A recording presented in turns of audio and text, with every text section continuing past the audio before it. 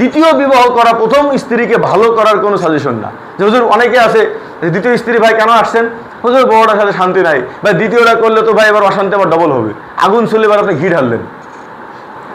ভাই যারা প্রথম স্ত্রীর সাথে খুব ভালো আছে এবং সে প্রথম স্ত্রী তার এটা হাতে চলে, তার মাথা হাতে চলে, তার কথায় চলে, তারাই শুধুমাত্র দ্বিতীয় বিবাহ করবেন, তাহলে আপনি জীবনে শান্তি পাবেন।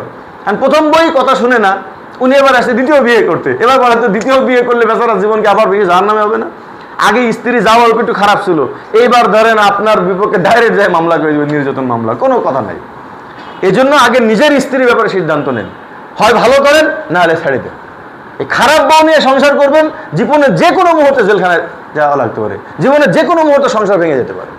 এই জন্য ইসলাম বলছে কোনো সমস্যা নাই, তাসরিহ হয় ইমসাকুম বিমারুফ, ভালো বউ হলে মন মতো হলে রেখে দাও সুন্দরভাবে, আও তাসরিহুম বিইহসান, আর নাহলে ইহসানের সাথে সুন্দর করে কি হয়ে দাও, ছেড়ে দাও, এর কোনো সমস্যা নাই। ফালা জুনাহা আলাইহিমা ফি মাফতাদাত বিহিমা, কোনো নারীকে ইসলাম বলছে তোমার স্বামী যদি তোমার হক আদায় না করে কোনো সমস্যা নাই, তুমি তার কাছ থেকে মোহর মাফ করে চলে আসো, কোনো সমস্যা।